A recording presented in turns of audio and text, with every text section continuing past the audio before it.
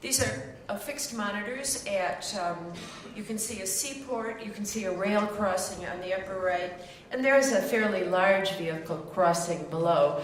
We also have equipped much smaller, remoter vehicle crossings that might just have 1 or 2 monitors. Rail crossings are particularly tricky. I won't spend any time now talking about them, but they, I might say, are maybe the most challenging type of sites in which we've deployed equipment. And here's some more pictures. There's a pedestrian crossing outside, and on the right is an airport where the monitors have been installed. You can see they've been installed so they blend nicely with the decor of this quite beautiful, beautiful airport. The second part of this, the equipment, and a very important part, is the equipment you use to do secondary inspections. You can screen 100% of the cargo that goes through any kind of fixed portal. It's passive, it goes through and it alarms. But if you're going to use this equipment in any kind of meaningful and effective way, you have to do secondary inspections. You have to follow up and see what the alarm means. Is it something that just can be released? Maybe it's some naturally occurring radioactive material in the cargo that's moving through, or maybe it's a cargo of bananas and you're getting the signal off the potassium, but maybe not. So each site has to figure out a strategy to check their alarms, to determine the ones they can release and the ones that they need to do secondaries. It can't be overestimated, the importance of secondaries. They're handheld equipment to do secondaries. That's generally what we provide. We're not recommending any particular brand. We're just giving you some pictures of some of the handheld equipment that will actually can search and find where the signal is coming from and actually identify the isotope that's causing it, which gives you the information you need to adjudicate the alarm. And we preliminarily, and some of our partners, are starting to experiment or pilot the use of large fixed monitors that have spectroscopic capability. Here's just a brief look at mobile detection systems that are maybe of interest. Our program has worked now extensively with these. What these are essentially portals mounted in a van. And the van can actually serve as a movable portal. It can be used on green borders. It can be used at places where there aren't, where borders may be disputed and you can't actually install fixed equipment. Law enforcement can use it in sting operations, can be used for major public events. So we provide this equipment with other kind of man-portable equipment like backpacks and so forth that are particularly geared to law enforcement activities. And finally, this is some specialized equipment that we've developed, and there's other equipment out there, particularly for use in large container seaports, which are often referred to as megaports, where you're confronted with the problem of transshipped cargo, which I'm sure you all are well aware of. I mean, it's pretty straightforward to get vehicles and traffic moving in and out of a seaport's gate, but how do you get containers that are moving from ship to ship, or ship to stack, stack to ship? And often you can't get all of them, but we have developed a couple of pieces of equipment, what we call a radiation detection straddle carrier, where the lifting mechanism has been stripped out of the straddle carrier and you have detectors, and it can go up and down, drive over the containers as they're stacked in a port yard. And there's mobile radiation detection and identification system, we call it the MIRDIS, that can be positioned on the key, and it can scan containers as they're discharged from the vessel. So that's just a quick summary of some of the equipment. But we would emphasize that we are not at the point where this equipment does this job without the intervention of trained people. You really need personnel who are committed to this work, who are extensively trained in this work, who are retrained in this work as they move from job to job. If you're going to get meaningful threat reduction and effective checking of the supply chain from this equipment. I mean, you have operators who need to be regularly trained, who need to be, conduct the secondaries. They are vital. And you need your management, maybe the most crucial element. You need the management of your organization and, at the tops of your agencies who buy into it, who ensure you have adequate resources to do this, who make sure you get the reach-back support, who coordinate with other agencies. I mean, without this strong buy-in and commitment, the systems won't, really won't work effectively. And we ourselves focus, and we would encourage others on multi-phase training for maintenance, for train the trainer, specialized topics, retraining, workshops and exercises, so that you see that your cross-border coordination is working, and you identify difficulties and inevitable deficiencies that you might come across. Try to move on here quickly. And finally, I would emphasize the importance of thinking about and investing in the long-term sustainability of these systems. One of the saddest things that we see is to go somewhere where a system's been put in place, it hasn't been maintained, it's really not working effectively, the equipment isn't calibrated, it isn't being used properly, and it's almost worse than no equipment, because people may think they're getting threat reduction and consequently be less vigilant, but they're not, because the equipment isn't doing the job, and I'm sure we've all had those kind of experiences. So really, it's so important to think about the long-term sustainability, to make sure you've got the guidance and planning in place for this system, that you've delegated the maintenance responsibilities, you're checking your system performance. You have the regulatory and legal framework in which this system will be part of your broader countrywide nuclear security approach. I mean, this is the long-term commitment that we think you need to make when you deploy this equipment. So let me just say a quick word in closing about ways we think we can help. We are, as a non-proliferation program, the U.S. government, funded to assist countries in building capability. We are active in that area, and we still do have funding and do that work. We may be working with some of you, and please speak to us if you're interested. But one of the things that's happened, and I think it's a worldwide phenomena, is our funding has tightened up significantly. We have much less funding available than work we would like to do. Much less, unfortunately. And so one of the things we've been doing is developing what we call a technical exchange program. A quote I like to use is, those who work with me have heard it a few times before. It's from Niels Bohr, who was an eminent physicist, and he said, an expert is somebody who's made every mistake you can make in a very small area.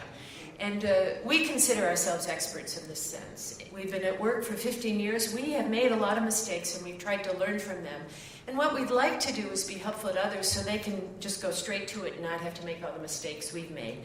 So we've been putting together a whole series of guides. I have one here, a design and construction guide. We have a site survey guide. We've got an initial considerations guide. We've got a communications guide coming out. And we're going to try to make these guides available so countries who want to do this kind of deployment have some information. And we also are willing to provide some level of consulting on doing this work. We put on training and workshops and exercises that people can participate in, sometimes even if you're not our partners. So please come speak to me or my colleague Kelly. We have a little booth downstairs where you can sign up if you're interested in more equipment. And now I will close by just saying that we believe that the global community is going to optimize progress if we integrate these systems into national, regional, and global strategy, if we exchange information to improve them, and if we routinely monitor and exercise these systems. Thank you very much.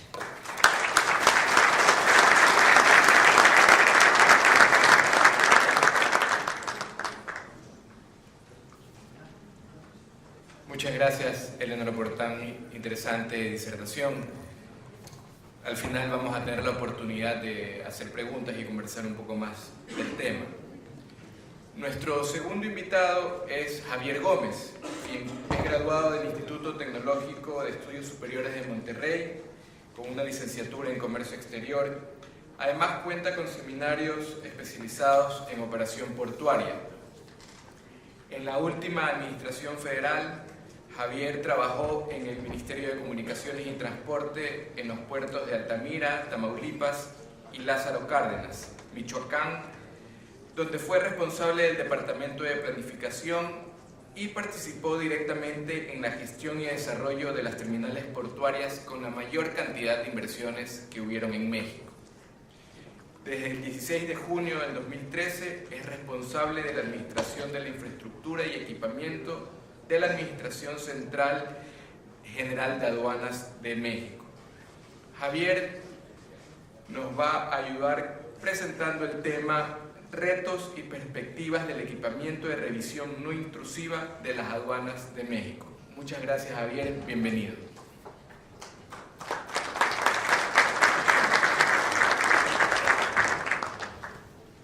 Muy buenos días a todos. Muchas gracias por la introducción. A nombre del licenciado Alejandro Chacón y el licenciado Sergio Vera, queremos agradecer la invitación a participar en este foro, el cual nos parece muy interesante. Como ya lo comentaban, yo les voy a platicar acerca de los retos y oportunidades del equipo de revisión no intrusiva en las aduanas de México. Aquí tenemos un pequeño índice de lo que vamos a revisar durante la presentación.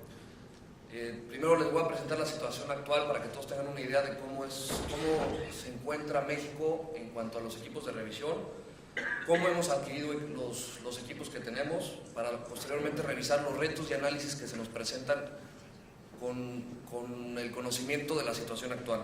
Y por último les voy a presentar un ejemplo de los proyectos en desarrollo que tenemos actualmente en las aduanas de mi país. La situación actual se encuentra dividida en un panorama general y las tres fuentes de adquisición que nosotros tenemos para los equipos de revisión. La segunda línea de defensa, que después de la gran presentación que tuvimos creo que queda perfectamente. El equipo donado a través de diferentes entidades y organismos y las adquisiciones que ha hecho el propio gobierno de México. Aquí tenemos el panorama general. La Administración General de Aduanas cuenta con diversos tipos de tecnología, tanto rayos X, rayos gamma, fijos, móviles, así como varias herramientas que sirven para la segunda revisión, equipos complementarios que fortalecen la revisión no intrusiva en los puntos de inspección. En general tenemos 7 equipos de rayos X fijos, portales de alta penetración, 113 equipos de rayos X para pasajeros, pallets, que han sido adquiridos a través de recursos del gobierno, y 38 que han sido donados a través ya sea de la Embajada de Estados Unidos en México, a través del programa de megapuertos, a través del programa de la segunda línea de defensa. También tenemos con rayos X móviles de carga, rayos X móviles de pasajeros, rayos gamma fijos y los portales de radiación y lectura de placas, que esos son los que se implementaron a través de los programas de megapuertos y segunda línea de defensa. Aquí tenemos un ligero resumen de todos los equipos que les acabo de platicar, agrupados en 5 categorías principales. Los rayos gamma fijos tenemos 79, rayos X móviles para carga, las camionetas tenemos 22, rayos X fijos para pasajeros 151, portales de rayos X para carga 7 y 4 camionetas de rayos X móviles. Adicionalmente contamos con 463 sistemas portátiles como FACIR, Ortec, Identifinder, Survey Meter, Explorarium y Pager. Lo que hacen estos básicamente nos ayudan a la detección de radiación en una segunda inspección, tal y como lo comentaba Eleanor. Aquí tenemos una pequeña distribución de cómo están los equipos en los diferentes puntos de inspección de México. Como pueden ver, el punto más fortalecido es nuestra frontera con los Estados Unidos. Tenemos 49 aduanas en México, es todo un reto equiparlas todas. además de que esas 49 aduanas tienen alrededor de 221 puntos tácticos adscritos a ellos. Entonces se vuelve muy complicado equipar todo. Entonces lo que se trata de hacer es equipar estratégicamente, es decir, los puntos donde más tráfico tienen, donde más incidentes puede llegar a haber, se trata de equipar esos. Aquí tenemos un poco de lo que ha significado la segunda línea de defensa para el gobierno de México, empezando con la iniciativa Megapuertos, donde se instalaron los 4 puertos principales del país: Lázaro Cárdenas, Altamira, Veracruz y Manzanillo, con 17 portales de monitoreo de radiación y de reconocimiento óptico de caracteres. Y actualmente estamos trabajando en un programa medular que tiene como objetivo equipar los principales aeropuertos y la frontera sur de México, vecino con Guatemala y Belice.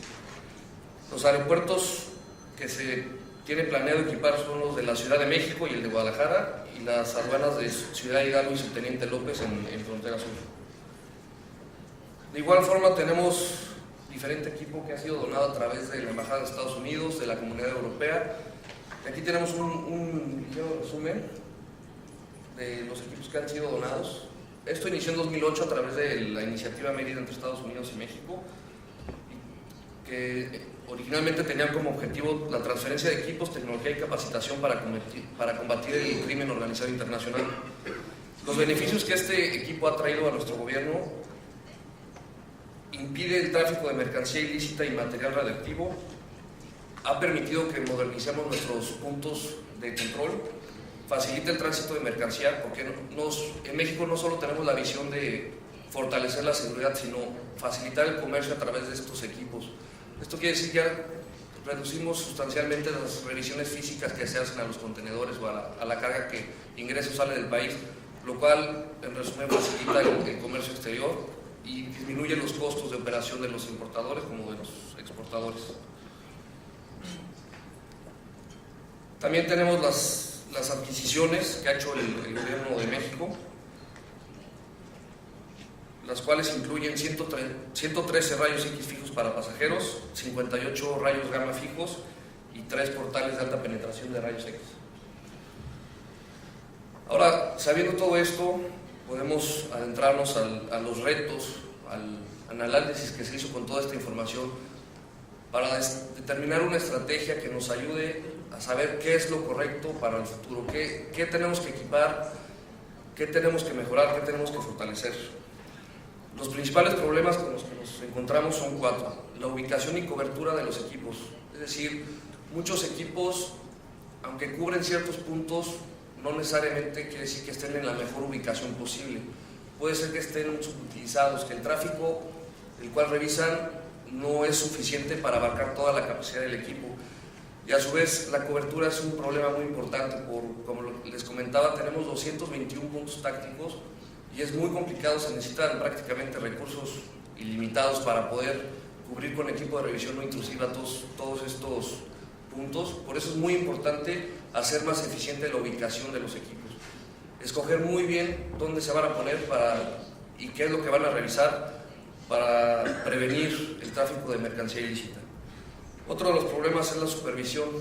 En México, los operadores de los equipos tienen la última decisión. Hemos venido trabajando en adicionar filtros de revisión que permita supervisar el trabajo que hacen esos operadores desde cuartos de información remotos a las aduanas, para que no exista comunicación entre el operador y el segundo filtro de revisión. De igual forma, creemos muy importante trabajar en las reglas y los parámetros de operación de estos equipos. Es muy importante homologar las reglas de operación de los equipos, que todas las aduanas utilicen los equipos de la misma forma y con el mismo sentido y con el mismo objetivo. Como un ejemplo muy específico, en frontera norte existen aduanas que, por el poco tráfico que tienen, se puede revisar el 100% de la carga que pasa.